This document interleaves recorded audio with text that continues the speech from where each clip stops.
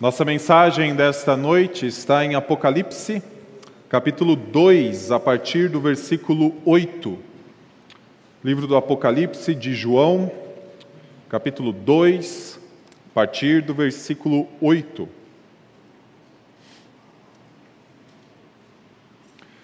Esta é a segunda mensagem da série intitulada A Vitória do Reino de Deus. Na primeira mensagem eu expliquei o porquê deste título, e a razão está no final de cada versículo dessas pequenas cartas que foram endereçadas às igrejas da Ásia. Se você olhar para o versículo 11, que termina a nossa passagem dessa noite, ali diz que ao vitorioso ou vencedor receberá então algo do Senhor, ou não passará por algo. E sempre essas cartas terminam com esta palavra, o vencedor, ou receberá algo, ou então não passará por algo. Por isso a vitória do reino de Deus. E esta série tem por base, por fundamento, o fato de Jesus Cristo ter vencido a morte, ascendido aos céus e então triunfado sobre todos os seus inimigos. E o fato dele reinar como nenhum outro e reinar absoluto permite que os cristãos tenham vitórias em sua vida cotidiana. Na primeira mensagem nós falamos que é possível nós vencermos a falta de testemunho quando olhamos para a carta que foi endereçada para a igreja de Éfeso. Para isso, a igreja de Éfeso e nós precisamos contemplar como está a nossa condição e então considerá-la à luz de nossa condição de testemunhas como era no passado. E basicamente aquela condição quando nós passamos pela conversão e vivemos os primeiros dias, os primeiros anos de nossa fé, quando então estávamos empolgados por anunciar Cristo Jesus como Senhor. A forma de nós voltarmos àquilo é considerar como nós estamos hoje, comparar como nós estávamos no passado, nos arrepender se estamos falhando em nossa condição de testemunhas e principalmente confiar em Jesus Cristo, que segura todas as igrejas em suas mãos e também anda no meio das igrejas, fornecendo aquilo que é necessário para que a igreja continue brilhando com a sua luz. Essa é a vitória sobre a falta de testemunho.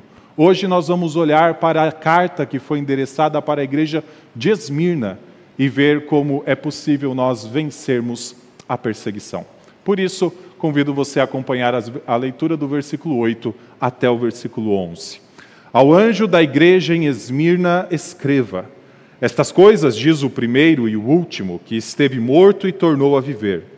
Conheço a tribulação pela qual você está passando, a sua pobreza, embora você seja rico, e a blasfêmia dos que se declaram judeus e não são, sendo isto, sim, sinagoga de Satanás. Não tenha medo das coisas que você vai sofrer. Eis que o diabo está para lançar alguns de vocês na prisão, para que vocês sejam postos à prova e passem por uma tribulação de 10 dias. Seja fiel até a morte, e eu lhe darei a coroa da vida. Quem tem ouvidos, ouça o que o Espírito diz às igrejas. O vencedor, de modo nenhum, sofrerá o dano da segunda morte. Vamos orar? Senhor Deus, nós somos gratos pela Tua palavra, que rege cada aspecto e contexto de nossa vida. Nós nos deparamos com muitos cenários que nós não compreendemos. Por isso nós pedimos, ó Pai, diante deste que é anunciado por meio desta carta à igreja de Esmirna, um cenário de perseguição, que o Senhor, ó Pai, ilumine a Tua palavra em nossa mente, para que saibamos como viver, caso passemos por isso. Essa é a nossa oração no nome de Cristo. Amém. Meus irmãos, uma das marcas mais interessantes da fé cristã é o fato de constantemente nos colocar diante de ideias que parecem contraditórias. Por exemplo, Cristo Jesus disse que os últimos serão os primeiros. Parece estranho isso. Jesus também disse que felizes são aqueles que choram. Os apóstolos, na mesma mensagem, uma vez que continuavam anunciando o Evangelho, Pedro, por exemplo, disse que é possível desfrutar de uma alegria indizível e cheia de glória, mesmo passando pelo sofrimento. O apóstolo Paulo diz que é possível experimentar uma paz que excede todo entendimento quando ele mesmo estava preso por causa do Evangelho. Nós estamos diante de um texto que nos coloca diante dessas ideias que parecem contraditórias num primeiro momento. Se você olhar para o versículo 9, você vai ver que Jesus Cristo se refere à igreja de Esmirna como sendo, ao mesmo tempo, pobre e rica. E se olhar um pouquinho mais para o final, vai ver que aqueles que morrem, vivem. Assim como Cristo um dia disse, se alguém quiser ganhar a sua vida, vai perder. E se alguém quiser viver, precisa morrer. Em vários momentos, a fé cristã nos coloca nesse cenário com ideias que parecem contraditórias. Mas elas só parecem contraditórias num primeiro momento. Quando nós olhamos para este cenário e consideramos que a vida aqui é a única vida que existe. Quando nós colocamos a nossa vida diante da perspectiva de que há a eternidade e a vida com o Senhor, essas palavras não são contraditórias. E é isso que nós encontramos na carta à igreja de Esmirna, uma igreja que passava por perseguição, e uma igreja para a qual Cristo escreve dizendo, daí pode ter um vencedor.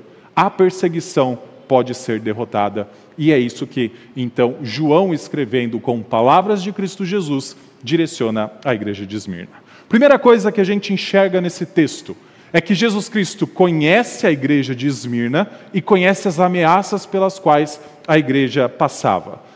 Por fins didáticos, eu vou começar no versículo 9, depois nós voltamos para o versículo 8. Olha o que está no versículo 9, Jesus dizendo, conheço a tribulação pela qual você está passando, a sua pobreza, embora você seja rico, e a blasfêmia dos que se declaram judeus e não são, sendo isto sim sinagogas de Satanás.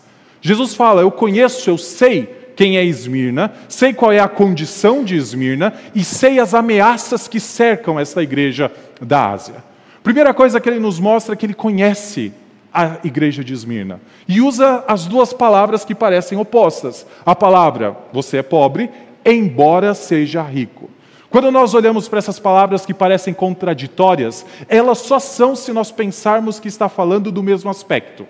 Por exemplo, quando o IBGE passa em nossas portas, então listando como nós vivemos e muitas vezes perguntando qual a nossa faixa salarial, qual a renda familiar, o que tem dentro da casa, ao final faz uma categoria e lista entre classes econômicas, da classe A até a classe E. E então, uma pessoa ou uma família só vai aparecer ou na classe A, ou na classe B, na classe C, na classe D e na classe E. Não é possível estar ranqueado nas 5 classes ao mesmo tempo. Não é possível estar ranqueado em duas delas ao mesmo tempo. Se nós olharmos apenas para o aspecto financeiro, essas palavras são contraditórias. Não tem como ser pobre e rico ao mesmo tempo. Mas não é isso que Jesus está se dirigindo à igreja de Esmirna. Ele está falando de 2 aspectos diferentes. Um, eu tenho certeza que é econômico. Essa igreja era uma igreja financeiramente, economicamente pobre. Mas o outro é um aspecto espiritual. E esta igreja era espiritualmente rica. Então, sim, quando nós colocamos mais do que um aspecto dentro da equação, nós conseguimos ver que palavras que parecem contraditórias estão, na verdade, sendo aplicadas à mesma igreja. Não é apenas o material. Se olhar apenas para aquilo que Esmirna era materialmente, Jesus falou, você é pobre, Esmirna. Se olhar apenas para aquilo que eles tinham de posses, membros da igreja de Esmirna eram pobres financeiramente. Mas Jesus está preocupado com outra coisa. Essa é uma igreja elogiada. Jesus está dizendo, você é uma igreja rica.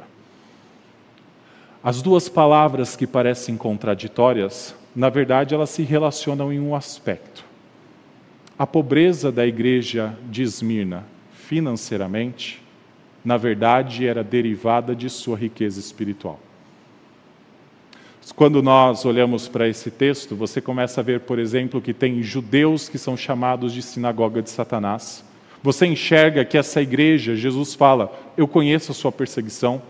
Essa igreja não era uma igreja que vivia livre de ameaças externas, mas constantemente sofria a pressão por causa de sua fé.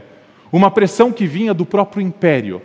Afinal, naquela época, nós vimos lá na série anterior, intitulada O Reino Inimigo, Naquela época existia algo chamado de culto imperial, que o Império Romano obrigava que todos os membros, ou todos os cidadãos do Império, melhor dizendo, prestassem culto às divindades do Império Romano como um sinal de lealdade ao imperador e ao Império como um todo. Aqueles que não participassem deste culto sofreriam sanções econômicas.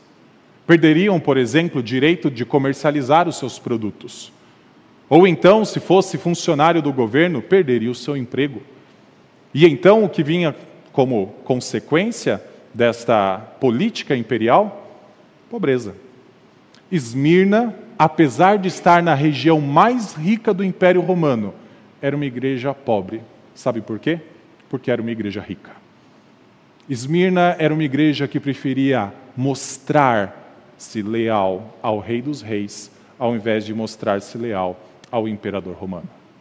Por isso, o texto fala, conheço a sua pobreza. Esmirna passava por dificuldades financeiras, porque preferia passar por dificuldades financeiras nessa vida, a negar e se afastar do seu Senhor. Quando a gente continua no versículo 9, essa é a primeira ameaça, o culto imperial, ou então a pressão que vinha do Império Romano, esta perseguição que estava rondando a igreja de Esmirna, e na verdade essa igreja já estava sofrendo, e sua pobreza financeira e econômica era uma consequência disso. Mas veja que existe um grupo chamado de aqueles que se declaram judeus, mas na verdade são sinagoga de Satanás. Para que a gente entenda o que João está dizendo aqui, você precisa lembrar que os apóstolos eram judeus, e que o cristianismo começou dentro, então, da comunidade judaica. Os apóstolos, os primeiros, a se converterem à fé cristã. Depois, continuando o seu testemunho, os primeiros cristãos, aqueles 120, depois até mesmo 3.000 deles, todos de origem judaica. O cristianismo surgiu dentro do judaísmo. E durante muito tempo, durante pelo menos 4 décadas, o cristianismo foi confundido pelo Império Romano com o judaísmo. E um dos privilégios de ser judeu naquela época é que, diferente de todos os povos do império, os judeus não precisavam participar do culto imperial. Foi feito um acordo muitas décadas antes de que os judeus não eram obrigados a participar do culto idólatra dirigido às divindades do Império Romano e que mostraria lealdade, então, ao imperador de Roma e ao império como um todo. Quando os cristãos começam dentro, saem do judaísmo e ainda são identificados com os judeus, eles se beneficiam deste cenário de não precisar participar do culto imperial. Só que com o tempo, o que acontece? Começa a se diferenciar. Cristianismo e judaísmo não são as mesmas coisas. O cristianismo é uma coisa, a fé em Cristo Jesus, o judaísmo é outra, diferente. E com o tempo, os judeus começam a denunciar os cristãos, dizendo: eles não são judeus, eles não praticam o judaísmo, eles não devem ser considerados isentos do culto imperial. E ao denunciar os cristãos que então não participavam do culto ao imperador, o que acontecia com os cristãos? Eles eram presos, afinal, eles não eram judeus. Por isso João fala, se declaram judeus, mas não são, são na verdade sinagoga de Satanás. Por fora, Esmirna é uma igreja pobre. Por dentro, Esmirna é uma igreja rica. Por fora, este grupo aqui, ameaça para a igreja de Esmirna, se declarava judeus. Por dentro, Jesus Cristo sabia o coração deles e, na verdade, eram aliados de Satanás. Esta é a ameaça que Jesus diz: eu conheço as suas tribulações, conheço a sua pobreza, conheço as dificuldades que a igreja de Esmirna passa, conheço tudo o que vocês estão vivendo. E uma vez que Jesus Cristo conhece tudo o que Esmirna passa, Jesus então diz o seguinte: não tenha medo, e essa é a segunda parte, versículo 10 em diante, não tenha medo e seja fiel até a morte. Olha o versículo 10. Não tenha medo das coisas que você vai sofrer, Esmirna. Eis que o diabo está para lançar alguns de vocês na prisão, para que vocês sejam postos à prova e passem por uma tribulação de 10 dias. Seja fiel até a morte, e eu lhe darei a coroa da vida. Jesus sabia de todo o sofrimento que Esmirna já passava. Jesus Cristo sabia de toda essa perseguição, da ameaça do Império Romano, do culto imperial, da ameaça daqueles que se declaravam judeus, mas na verdade era tudo algo externo e não eram, na verdade, judeus. Jesus sabia de tudo isso. Jesus fala: Esmirna, você está sofrendo. O que a gente esperaria talvez é Jesus dizendo o seguinte: Esmirna, você está sofrendo e esse sofrimento acaba em breve. Talvez seria a expectativa quando a gente se aproxima de um texto desse, ver Jesus falando de ameaças, ver Jesus falando de sofrimento, que esse sofrimento é presente para aquela igreja da Ásia Menor. Nós esperaríamos que o sofrimento vai acabar. Ou então Jesus dizendo: você está sofrendo e o sofrimento acaba agora. Mas não é isso que Jesus fala. Jesus fala: Esmirna, vocês estão sendo perseguidos. Eu conheço a tribulação de vocês. Não tenham medo, e olha o versículo 10, das coisas que você irá sofrer. Jesus não fala do fim do sofrimento. Jesus não fala do fim da perseguição. Jesus prepara Esmirna para um sofrimento que se intensifica. Jesus prepara Esmirna para uma perseguição que vai ser muito mais dura do que aqueles já estavam vivendo. Se eles já não poderiam comercializar, se talvez já tivessem parte dos membros daquela igreja perdido o seu emprego junto ao Império Romano, e muito daqueles empregos do primeiro século eram vinculados ao Estado, eles deveriam se preparar para serem presos e até mesmo para morrer. Olha o versículo 10. Eis que o diabo está para lançar algum de vocês na prisão, para que vocês sejam postos à prova e passem por uma tribulação de 10 dias. Já passou muito de sofrimento pela igreja de Esmirna. Jesus Cristo poderia talvez dizer: não vai acabar. Mas Jesus fala: vai se intensificar. Parte dos membros dessa igreja vão ser lançados no cárcere, serão presos. Na série anterior eu disse que Satanás tem como um instrumento em suas mãos os impérios e reinos dessa terra. Quando diz aqui: o diabo está para lançar alguns de vocês na prisão, Jesus tem a visão do que está por trás do Império Romano. Não é que Satanás iria lá e pegaria cada crente de Esmirna e colocaria atrás das grades. Mas ele utilizaria os reinos dessa terra, e o reino utilizado no primeiro século foi o Império Romano, para prender aqueles que se mostrassem leais a Cristo e não queriam dobrar os seus joelhos diante do culto imperial, diante das divindades romanas. Parte da igreja, então, seria presa por conta de sua fé. E Jesus Cristo antecipa isso. Não tenham medo daquilo que vocês vão sofrer ainda. Eis que em breve o diabo lançará parte de vocês dentro do cárcere. Mas algo que me chama muito a atenção aqui é que, apesar de parte dos crentes de Esmirna ser lançado na prisão, a prova não necessariamente é para esses que vão ser presos. A prova é para aqueles que ficam soltos. Olha o versículo. Eis que o diabo está para lançar alguns de vocês na prisão, para que vocês sejam postos à prova e passem por uma tribulação de 10 dias. No grego é algo mais ou menos assim: eis que o diabo vai lançar da igreja, de vocês, para que aqueles então passem por uma tribulação de 10 dias. Coloque-se no lugar de um crente de Esmirna, que num domingo está ali na igreja cultuando a Deus com todos os seus irmãos, adorando o único Senhor dessa terra.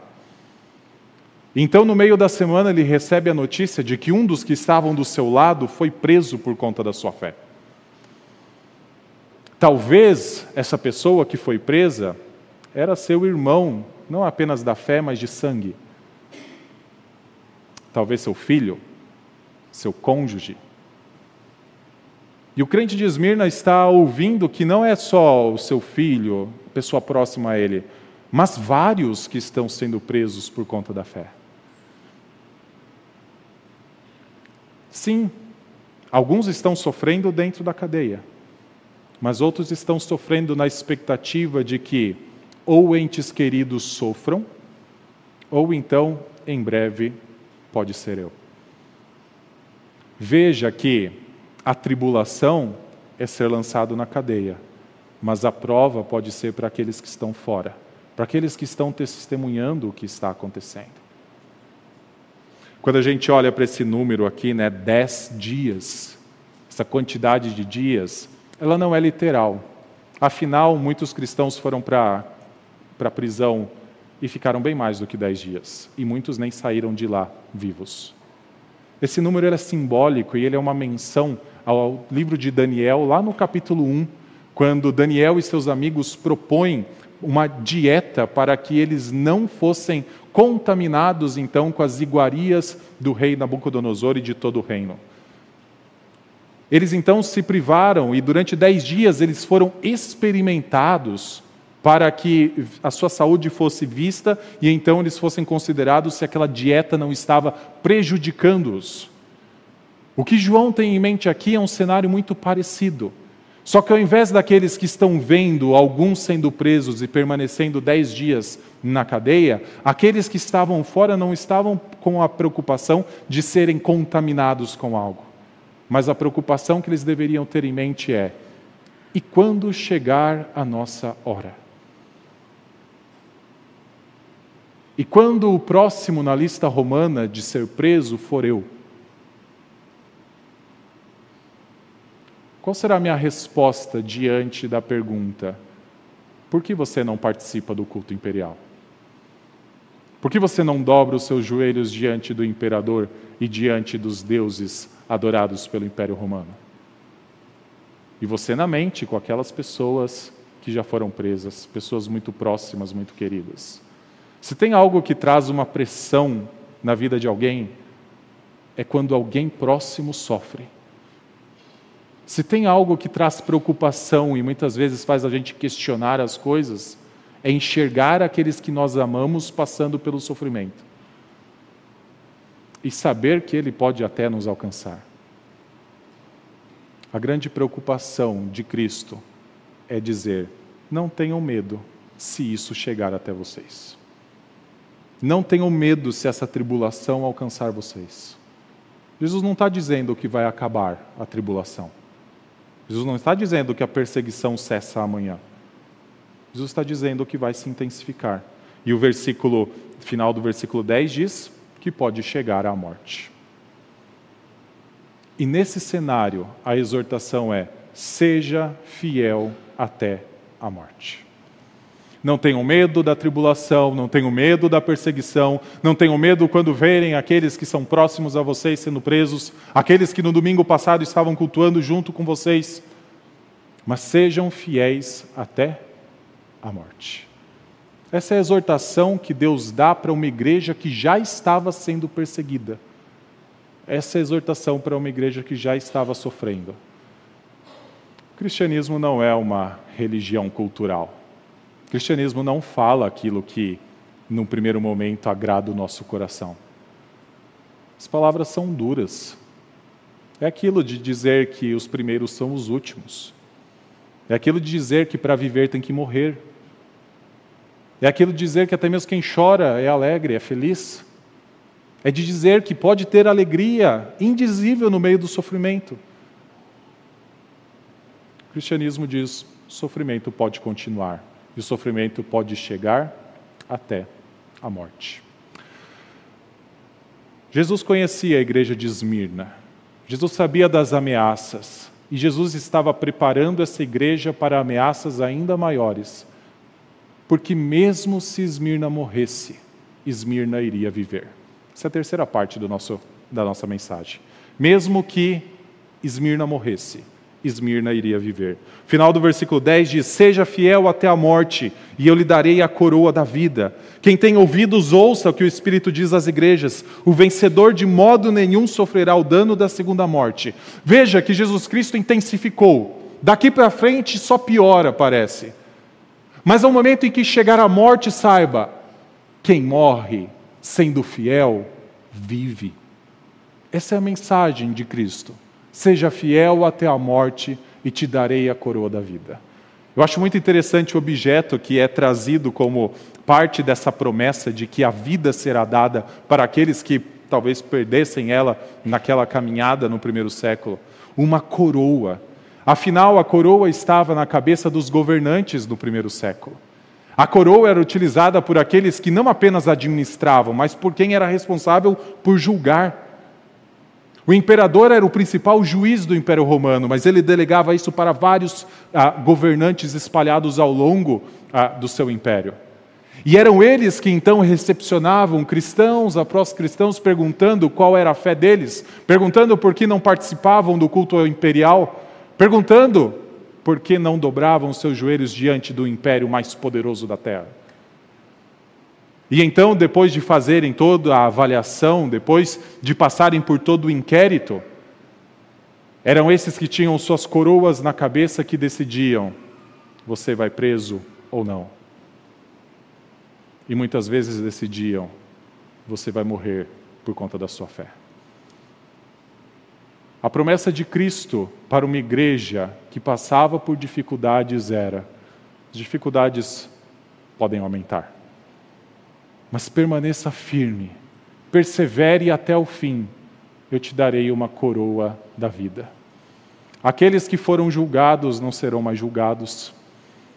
Aqueles que passaram por inquéritos, atrás de inquéritos, para sondar a sua fé e para sondar as razões do porquê não participavam da idolatria do império, não passariam mais por escrutínio algum. Na verdade, Apocalipse até diz que eles reinariam com Cristo. A morte não é o fim. Por mais ameaçadora que ela pareça, por mais dura, afinal, é numa crescente, pobreza, prisão, morte, a morte não é o fim. Para aqueles que morrem em Cristo Jesus, para aqueles que passam pela perseguição, que não têm medo e permanecem fiéis até a morte é o início de um reinado. A morte é o início de uma vida, não passageira, mas eterna.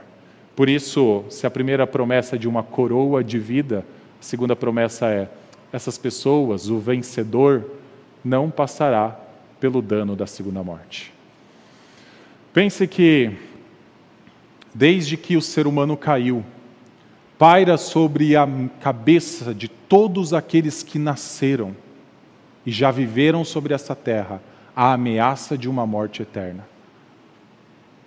Todos morrem, a não ser aqueles que Jesus Cristo volta, então seus corpos são transformados.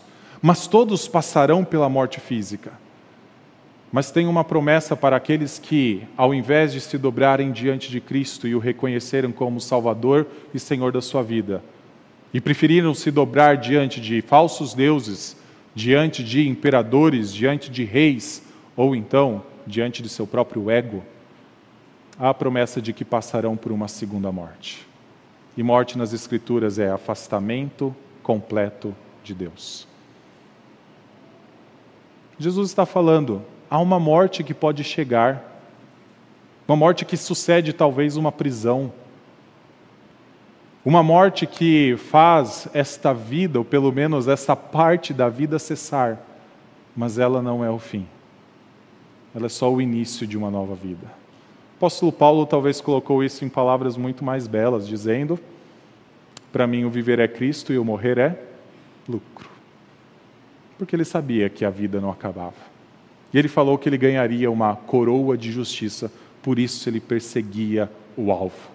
Por isso ele deixava as coisas para trás e seguia rumo ao seu alvo, ao prêmio dessa coroa de justiça. Cristo conhece Esmirna, Cristo conhece as ameaças de Esmirna, Cristo exorta Esmirna a permanecer fiel, a não ter medo, e Cristo faz a promessa de que dará uma coroa de vida, que então não sofrerão mais o dano da segunda morte. Sabe por quê? Porque quem está fazendo a promessa é o eterno que foi morto e tornou a viver. Volte para o versículo 8, e nós temos então aquilo que Jesus Cristo se apresenta para a igreja de Esmirna. Ele é o remetente e ele se declara como remetente nas seguintes palavras: estas coisas diz o primeiro e o último, que esteve morto e tornou a viver. Primeiro, essa ideia de primeiro e último, nós lemos no texto da nossa liturgia que um dia Deus disse isso a respeito de si mesmo. Ele é o primeiro e o último e não há outro. Sabe quem está escrevendo, ou quem está se direcionando até a igreja de Esmirna? O próprio Deus eterno. Ele é o primeiro e Ele é o último, ou Ele é o alfa e Ele é o ômega, em outra linguagem de Apocalipse, porque Jesus Cristo é eterno. E o Jesus Cristo que é eterno, Ele contempla a realidade das igrejas da Ásia Menor e de todas as igrejas que já surgiram nessa terra. E Ele sabe cada momento que eles vivem. Ele conhece cada detalhe, sabe por quê? Ele é aquele que é maior que o tempo. Ele sabe qual é o nosso presente, Ele sabe qual é o nosso futuro. Ele sabe o que significam esses 10 dias, Ele sabe quanto que esses 10 dias vão durar. Mas Ele sabe de algo. Tudo que acontece nessa terra é passageiro. Por maior que seja a tribulação, por mais intensa que ela se torne ao longo do tempo, ela é passageira. Quem diz isso é o Eterno. Quem diz isso é aquele que conhece o tempo, que conhece cada detalhe dos segundos, minutos e horas dessa vida. E Ele diz: permaneçam firmes, não tenham medo. Mas Ele também se apresenta como aquele que esteve morto e tornou a viver. Ele se apresenta como aquele que viveu aquilo que Ele está dizendo que Esmirna irá viver. Ele não é aquele que apenas diz para Esmirna: continue em frente, passe do momento em que o sofrimento vem por questões financeiras, vá para o momento em que talvez vocês sejam presos e avancem para o momento em que vocês serão mortos. Não é apenas alguém que diz isso, é alguém que diz e experimentou tudo isso. É aquele que foi perseguido pelos judeus, que foi morto pelo Império Romano. É aquele que passou pelo intensificar de perseguição em sua própria vida. E como nós lemos na liturgia, disse que nenhum servo é maior do que o seu Senhor. Se o mundo perseguiu a Ele, o mundo irá perseguir a igreja dele. Mas quem diz isso é aquele que também reviveu. É aquele que tornou a viver. E por isso diz: é possível que a morte alcance vocês por conta da fé. É possível que a perseguição se intensifique. Mas saiba que eu darei a cada um uma coroa de vida. Eu darei a cada um o privilégio de não passar pela segunda morte. Quem diz isso é quem tornou a viver. Meus irmãos, nessa vida, uma das piores coisas que a gente pode fazer é nos envolvermos com causas e principalmente, na verdade, tornar uma causa criada por alguém que morreu a principal causa de nossa vida.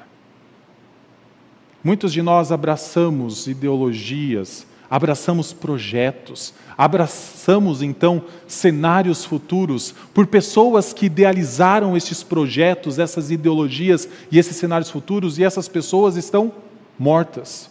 Não estou dizendo que essas causas não são justas, mas essas causas não podem ser a principal razão de nossa vida. Elas têm que ser secundárias. A única causa, a única razão de se viver, ela tem que ser eterna para tomar então todo o controle de nossa vida.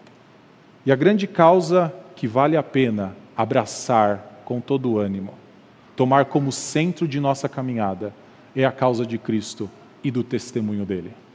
Era por isso que Esmirna sofria, porque entendeu que as causas do Império Romano, entendeu que seus próprios projetos deveriam ser secundários, e a principal delas seria a fidelidade a Cristo Jesus como Senhor. Por isso Esmirna sofria. Jesus Cristo é aquele que tem a única causa que nós devemos nos apegar. E por isso eu gostaria de terminar esta mensagem com duas aplicações.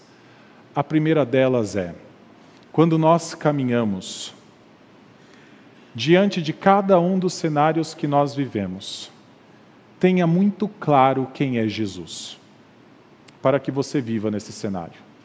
No cenário em que nós passarmos, tenha muito claro quem é Jesus, para passar por aquele cenário.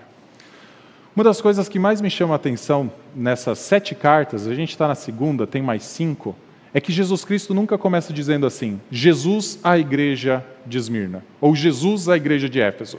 Ele prefere dizer: estas coisas diz o primeiro e o último, o que morreu e tornou a viver, o que foi morto e tornou a viver. Ou então essas coisas diz aquele que tem as 7 estrelas na mão e que anda entre os 7 candeeiros. Eu acho muito interessante que ele poderia simplesmente dizer Jesus, a igreja, tal. Mas ele diz aquele que foi morto, aquele que tornou a viver, primeiro e o último. E uma das coisas que nós mais sofremos quando passamos por cenários de dificuldade, quer eles sejam dores, quer eles sejam tentações, quer eles sejam de perseguição, é que eu acho que muitas vezes nós vivemos nesses cenários normalizando Cristo demais. A grande promessa de Jesus para a sua igreja é que Ele estaria com ela até a consumação dos séculos. Não existe um cenário pelo qual nós passamos que Cristo não está junto. Não existe um cenário que nós vivemos que Cristo não está nos acompanhando, porque a promessa dele a seus discípulos é: vão para o mundo e eu estarei com vocês até a consumação dos séculos. E eu tenho certeza que nós cremos nisso, que Jesus está conosco na caminhada. Mas muitas vezes nós não lembramos dos atributos que Jesus fala a respeito dele mesmo. E então, diante das tentações, nós julgamos que elas são mais fortes do que nós, sendo que a Bíblia diz que não há tentação alguma que nós não podemos resistir. Diante do sofrimento, diante da tentação, diante da perseguição, nós muitas vezes sucumbimos porque nós acreditamos que a pressão é grande demais para a gente suportar. Só que o apóstolo João, em outro lugar, diz: maior é aquele que está em nós do que o que está no mundo. Não existe cenário algum que um cristão não possa passar sem triunfar nele. Sabe por quê? Porque quem acompanha o cristão em cada uma dessas jornadas é Jesus Cristo, que morreu e que tornou a viver. O primeiro e o último, o eterno, que tem todas as coisas em suas mãos. O que é o maior do que qualquer coisa do mundo, o que é o Rei dos reis e Senhor dos senhores. Quando passarmos pela tentação, quando passarmos pela perseguição, quando passarmos por qualquer cenário hostil, lembremos que Jesus está conosco, mas lembremos de tudo aquilo que Cristo quis que nós lembrássemos. Ele queria que Esmirna lembrasse que Ele é o primeiro e o último. Ele queria que Éfeso lembrasse que Ele está sustentando as igrejas, que Ele está andando no meio das igrejas. Ele quer que nós lembremos que não há nada que nós não possamos resistir. Sabe por quê? Porque Ele está conosco até o final. Quer a perseguição se intensifique, nós não precisamos ter medo. Por quê? Porque Cristo está conosco até o final. Nós não podemos normalizar Cristo e reduzi-lo muito ao nosso tamanho. Ele tem que ainda carregar em nossa mente cada atributo que mostra o seu poder, que mostra a sua glória e que mostra a sua capacidade de nos fazer passar por cada dificuldade dessa vida. Segunda aplicação: prepare-se para cenários hostis, mas sempre com os olhos no cenário melhor. Prepare-se para a perseguição, prepare-se para hostilidades, mas sempre com os olhos na eternidade. É isso que Jesus faz para cada uma das igrejas. Sempre uma promessa: ao vencedor eu darei a coroa da vida.